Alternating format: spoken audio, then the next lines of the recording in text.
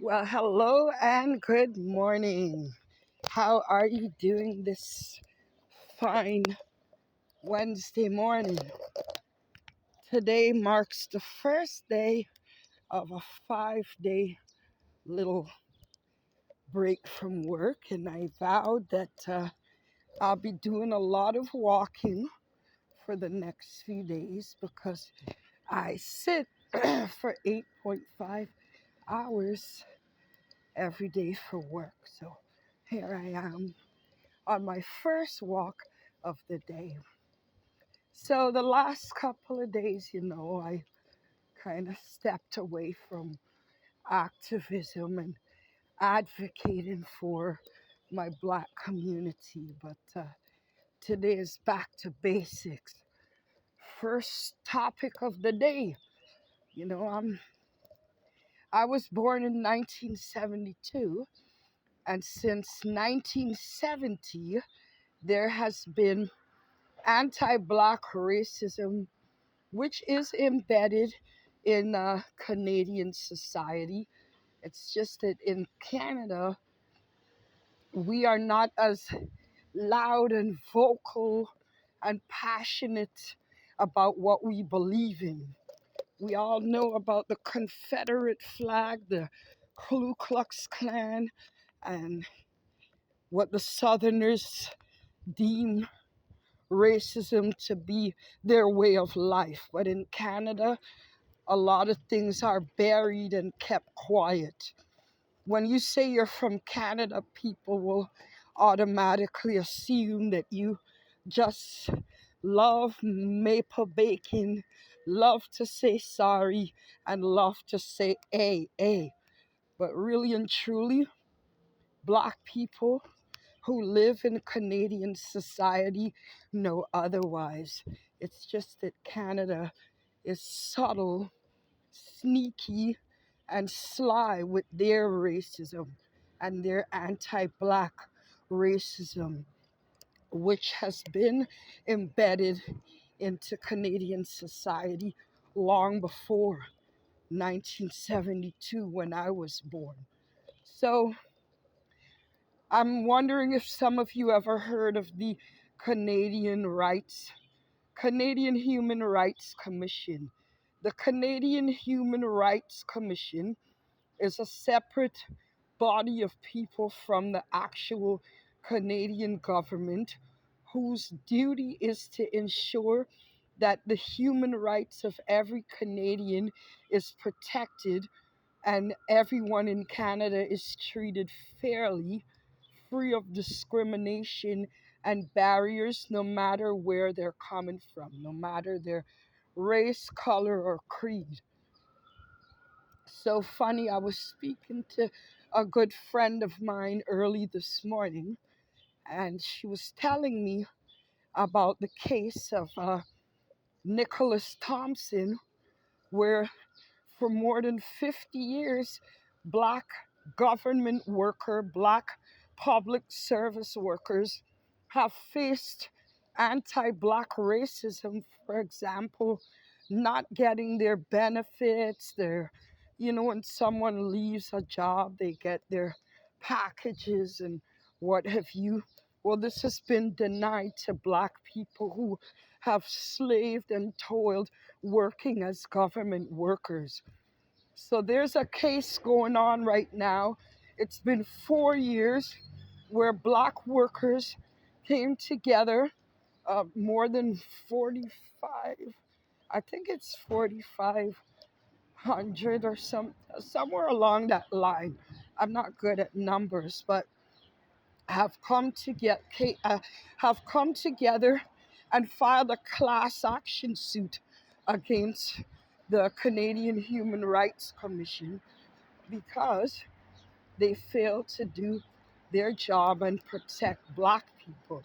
So when they say the Canadian Human Rights Commission's job or commitment is to ensure that every Canadian is treated fairly, equality, and what have you, they do not put it on paper that this excludes Black people in this country, but because anti-Black racism is a part of, it's embedded in Canadian society. They don't need to put it on paper, they just exercise it every day. So the Canadian government has spent $10 million pushing back and refusing to take accountability and pay Black government workers or public service workers what they deserve for facing discrimination for more than 50 years.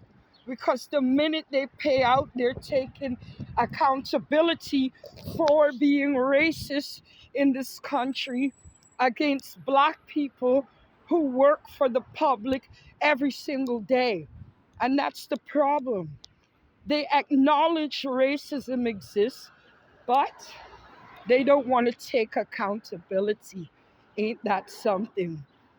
It's one thing to acknowledge and another thing to be held or accept the fact that you're going to have to take accountability for your actions. And of course, we don't see much follow up on mainstream media about this case. And of course, Black delegates are quiet and silent as usual. So, not a lot of people in the community are aware, nor do they keep up to breast with how the case is going. So, Nicholas Thompson and other his supporters, Black supporters, will be heading up to Ottawa.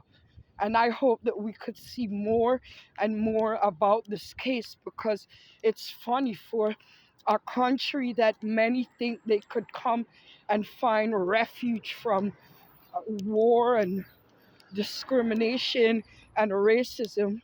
Do not ever think that you're going to find that here in Canada. For Black people, it doesn't exist because of the Canadian Human Rights Commission has refused to ensure that Black people, sorry, they refuse to ensure that Black people, Black public service workers receive reparation. They refuse to do so. It means that they're vowed to ensure that every Canadian rights are respected by way of equality and what have you, but not for Black people, then it's all a great big lie. And it doesn't exist for Black people. Now, to my Black community, we need to stop being silent on these things. We need to speak out and support movements rather than knowing there's a demonstration to try to push anti-Black racism laws where these people will be held accountable and not show up out of spite or whatever your personal feelings are.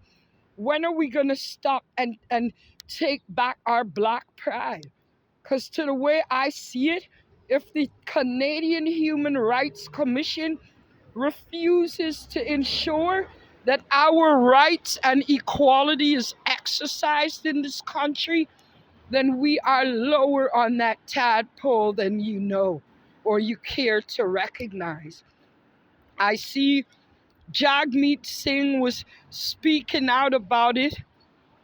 And then we have Kristen Wong Tam, North Asian, at our demonstration to put forth a motion to implement anti-Black racism laws. And then we have Jagmeet Singh from Southern Asia shouting at the top of his lungs that the racism and anti-Black racism has to stop. But where are the Black politicians?